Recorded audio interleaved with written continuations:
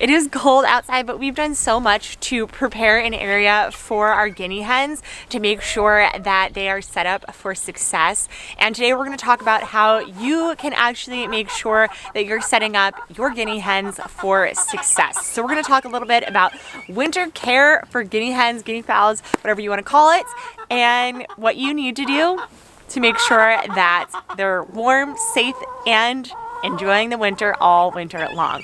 Now, we know that guinea hens are usually thriving in the hot weather, although there are some hardy guinea hens. We have some really great hardy ones here, and they enjoy most of the days outside, even when it is snowy and cold out here. And there are a few things that actually lead to their success and their capabilities to actually do that. So let's first talk about the space that we have for them outside. Now, we actually just had a fox here earlier today, so they are locked in our outdoor run right now, our guinea hens, just for some additional protection. You do want to make sure that you are allowing them to have an outdoor space so they can still wander around outside. We have a really nice long outdoor run for them, but it is safe from all predators. We do also have a covering on it, so this is a nice dry area that has no snow on it. We found that the guinea hens really don't like to be walking around in the snow. They really prefer having an area that's shoveled or cleared away for them so that they can be outside, enjoy the sun, the wind, the air, but not necessarily the snow aspects. Now, if there weren't snow on the ground, they would be all around wandering around. And if there weren't a fox, I would definitely not have them locked in here. But making sure that you have a space that is predator proof is really important, especially as we go into the colder temperatures when predators don't have as much other things to be eating. So finding a flock of animals all in one tight space is a lot more exciting than having to hunt down some things. So really predator proof your area, whether that be your outdoor run as well as your coop. The next thing to think about is actually their coop and providing a safe shelter for your guinea hens. This is actually going to start at a very young age. When you have your kids, you want to make sure that you're training them to actually go inside of the coop. We raise our guinea hens alongside our actual chickens, our other hens. All of them live and coexist together, as you might be able to see behind me. But what we did is actually start this in the beginning when they were kids. We did train them to want to live in here and to go in here at night every single night. This is important because, as I said earlier, predators are going to be out on the prowl, especially in winter, and guinea hens do love to hide up in trees, but it's not always going to be that great in the winter because there's just so many more predators looking for some good eatins. So having a safe space for them is really important, and when they're kids, you want to be able to train them to go in there. We train them every night, go into your coop. We have nice perches in there, we have clean, warm water, and we also have food in there that they can go and eat. When they were younger, we would train them to go in. Most of the time they just followed our chickens going into the coop. But you can also give them some nice treats leading into the door of the coop at night, and this will help train them to go in there as well. And this is really important because your coop is going to be the safe space from them. You're going to want to make sure that your coop is an area that is draft free, so that means any horizontal drafts, you want to make sure that you are blocking those out. You're making sure that anywhere that your guinea hens are going to perch, eat, lay eggs, or drink water, there isn't going to be a significant draft in, because this can harm them and make them a lot colder than necessary.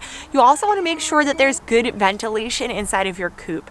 Any of that air you want to be able to get out. Any of that bad air from the ammonia of any of the droppings that they're doing inside of the coop, as well as any dust that could be in there, you want to be able to ventilate out. So we like to add ventilation towards the top of our coop. This way the air can rise out and come out of the coop without allowing a draft to come in if you did have ventilation in the bottom. The next really important thing for your guinea hens during the winter is providing a safe shelter. That means for us, we actually keep all of our guinea hens with our chickens. So this is providing them with a nice coop that they can go in, perch in at night. So having a nice level of perches for them. Guinea hens love to perch up high. And if they aren't giving somewhere to perch at night, they are going to try to go up in your trees. Now in the summer, this might not be that bad, but in the winter there are a lot more predators outside, so allowing them to have a safe space inside is really important. And this is going to start at a really young age. When you get your Keats, you do want to make sure that you're training them to go into the coop at night, and this can be making sure they're actually raising them in the coop throughout their young Keat life, and then as they get older and they're going indoor and outdoors, or they are free ranging, actually putting treats outside of the coop so that they're led into it every night. Luckily for us, since we do raise them with our chickens, they actually followed along with a lot of what our chickens were already doing. We already had a flock of backyard chickens that were there to basically train them everything. They showed them where the water was, where the food was, where the perches was, and where the safety is at night. So every night, our guinea hens do go inside of the coop, and this really allows them to just have that safe space from predators. As you think about this safe space or this coop, you want to think about having the same similarities that you would for a chicken coop. Chickens and guinea hens are really similar in some of their lifestyle trends.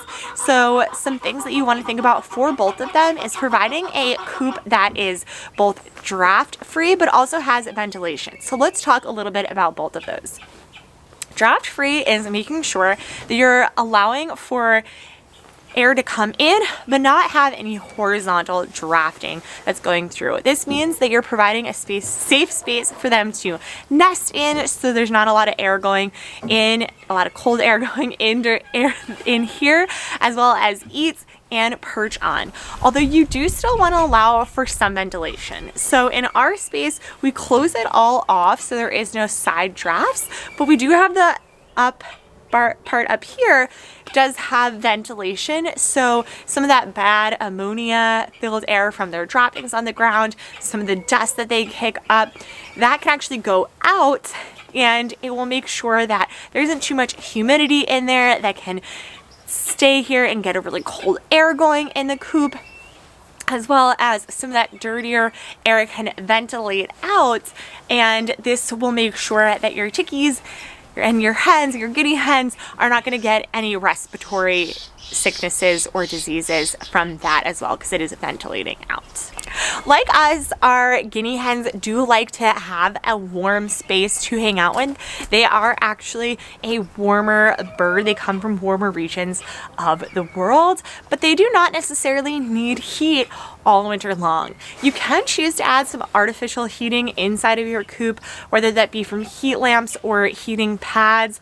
Although we do not offer any of that in our coop, we do the deep litter method, which is actually composting within our coop. So starting in the spring, we'll clear out the coop, and then we will add some composting organic materials throughout the spring, summer, fall, into the winter, and we will turn this on a weekly basis. So we'll add some brown and green matters, and throughout the year we're building this up, and then by the time it's winter, it's an active compost, and it is providing some heat. When I actually go into the coop, which the lighting's not that great in there, so I'm not going to go in right now, you can actually see there's steam coming off from the ground, and it's just a much warmer area inside of there, mostly because it's blocked off from all the wind, the outdoor elements, your rain, your snow. Nothing can get in there, but you do have some of that warm composting from below. Inside the coop, I also have an area where I am keeping food.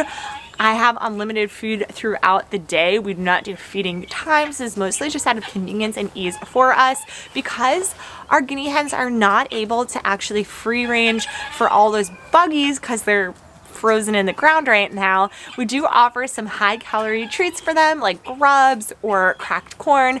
This way, they can really amp up some of that, and they have more energy that they can burn off in order to keep themselves warm. We also do warm their water. You can get different types of warming plates.